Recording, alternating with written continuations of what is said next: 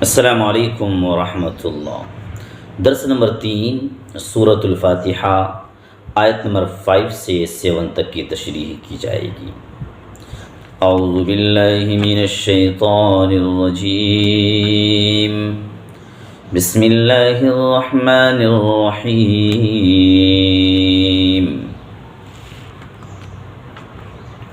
اهدنا الصراط المستقيم صراط الذين أنعمت عليهم غير المغضوب عليهم ولا الضالين۔ ان 3 آیات میں اللہ سبحانہ و تعالی نے 3 باتیں بیان فرمائی ہیں۔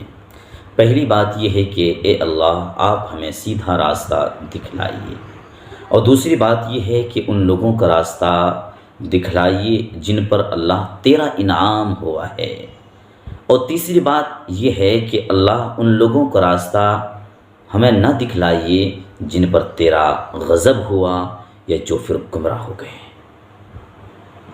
بندے نے اپنے رب سے اپنا تعلق جوڑتے ہوئے کہا ایاک نعبد و ایاک نستعین، اے اللہ ہم تیری ہی عبادت کرتے ہیں اور تجھ ہی سے مدد اور طلب مانگتے ہیں۔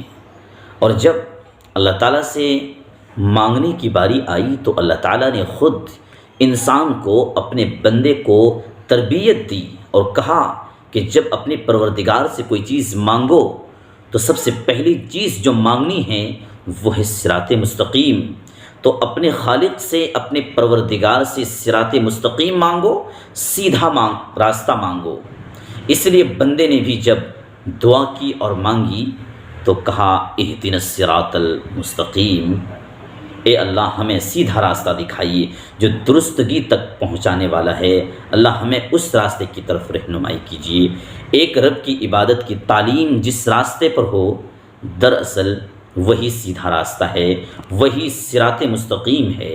سورہ آل عمران کی آیت نمبر 51 میں فرمایا ان اللہ ربی وربکم فاعبدوہ ھذا صراط مستقیم، کہ میرا اور تمہارا رب بس ایک اللہ ہے، اسی ایک اللہ کی عبادت کرنی چاہیے، اور یہی ایک سیدھا راستہ بھی ہے، یہی صراط مستقیم ہے۔ اب صراط مستقیم کا معیار کیا ہوگا، کیا معیار ہونا چاہیے؟ تو اس کی وضاحت یوں کی گئی صراط الذین انعمت علیہم غیر المغضوب علیہم ولا الضالین، کہ ان لوگوں کا راستہ ہے جن پر اللہ کا انعام ہوا ہے۔ دنیا میں وہ کون سی جماعت ہے جن پر اللہ کا انعام ہوا؟ تو مفسرین نے تفسیر کی کتابوں میں لکھا ہے کہ وہ انبیاء کی جماعت ہے، وہ رسولوں کی جماعت ہے، وہ پیغمبروں کی جماعت ہے جن پر دنیا ہی میں رحمتوں اور انعامات کی برسات ہوئی ہے۔ ہم جب بھی اللہ سبحانہ و تعالیٰ سے صراط مستقیم کی بھیک مانگیں گے تو ہمارے تصور میں، ہمارے ذہن و دماغ میں ہونا چاہیے انبیاء کرام علیہم الصلوات و تسلیمات کی سیرت طیبہ، سیرت مبارکہ ہونا چاہیے، کیونکہ حضرت آدم علیہ السلام سے لے کر ہمارے آخری پیغمبر جناب محمد الرسول اللہ صلی اللہ علیہ وسلم تک جتنے بھی پیغمبر آئے ہیں، تمام کے تمام پیغمبر صراط مستقیم پر قائم اور دائم رہے، اور آخری سانس تک صراط مستقیم پر ہی برقرار رہے، حتیٰ کہ کئی انبیاء کو، کئی رسولوں کو قتل تک کیا گیا، لیکن انہوں نے کیا صراط مستقیم کو چھوڑا؟ نہیں چھوڑا۔ اس لیے ہم سب انہی کو ماننے والے، وہ ہمارے نبی، ہم ان کے امتی، تو لہذا ہمیں بھی صراط مستقیم کی دعا کرنی چاہیے اور صراط مستقیم پر برقرار رہنا چاہیے۔ اللہ تعالیٰ کا خصوصی انعام سب سے پہلے نبیوں پر اور رسولوں پر ہوا کرتا ہے۔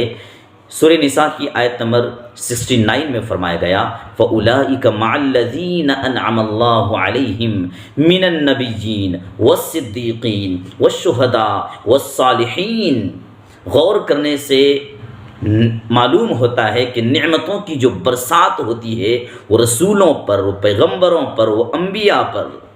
جی ہاں، اللہ تعالی ہمیں بھی وہ مبارک اور پرامن راستہ عطا فرمائے۔ اسی کے ساتھ ساتھ ان بدنصیب اور محروم افراد کا بھی تصور کیا جائے کہ جو صراط مستقیم سے ہٹے رہے، صراط مستقیم سے دور رہے، اسی لیے کہا غیر المغضوب علیہم ولا الضالین۔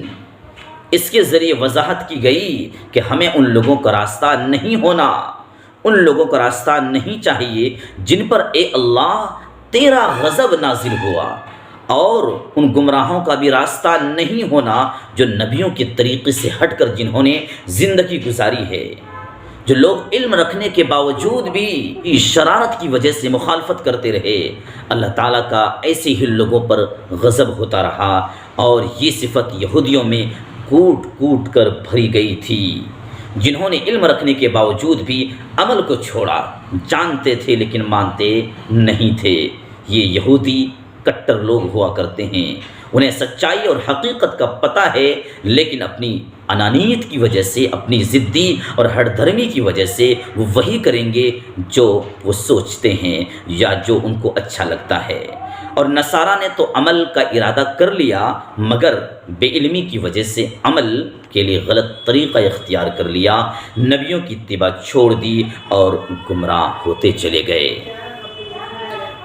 ہم ہر نماز میں ایک دن میں کتنی نمازیں پڑھتے ہیں، کتنی رکعتیں ہوتی ہیں، ہر رکعت میں سورۃ الفاتحہ کی تلاوت کی جاتی ہے، اور ہر بار ہم سورہ فاتحہ پڑھتے ہیں، اور ہر بار یہود و نصارہ کے راستے سے دور رہنے کی ہم پروردگار عالم سے دعا کرتے ہیں، مگر کیا واقعی یہ دعا ہمارے دل سے نکل رہی ہے؟ یہ ایک سوالیہ نشان ہے۔ جن دعاؤں کو ہم اپنی زبان سے پڑھتے ہیں، کیا واقعی وہ ہمارے دل سے وہ دعا نکل رہی ہے؟ یہ اپنے آپ میں ایک سوال ہے جو ہماری زندگی کے طور طریقوں سے یہ سوال کر رہا ہے۔ ہم اپنی عملی زندگی کہیں یہود و نصارہ کے طریقے سے مطابق تو نہیں گزار رہے ہیں، کہیں نصارہ کو اپنا قبلہ تو تسلیم نہیں کر رہے ہیں۔ لہذا ہمیں اپنی زندگی کا محاسبہ کرنا ہوگا، ہمیں اپنے آپ کو دیکھنا ہوگا کہ ہماری زندگی میں روز بروز آئے دن ترقی ہو رہی ہے یا نہیں، ہمارا ایمان اور اعتقاد اللہ پر بڑھ رہا ہے یا نہیں بڑھ رہا ہے۔ ہمیں اپنا محاسبہ کرنا ہوگا، ہمیں اپنی شکل و صورت، اپنا گفتار، اپنا رفتار، اپنا لباس، اپنی تجارت اور معیشت اور اپنی معاشرت کو نبی اکرم صلی اللہ علیہ وسلم کے طریقے کے مطابق کرنا ہوگا۔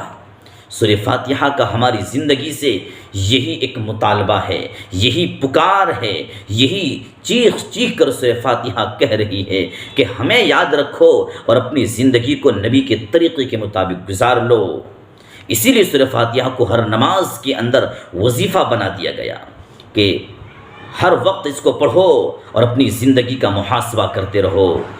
ہم کل کہاں تھے اور آج کہاں ہے؟ ہمارا شمار نیکوکاروں میں ہو رہا ہے یا نہیں ہو رہا ہے؟ اللہ تعالی ہم سب کو کہنے سے زیادہ عمل کی توفیق نصیب فرمائے۔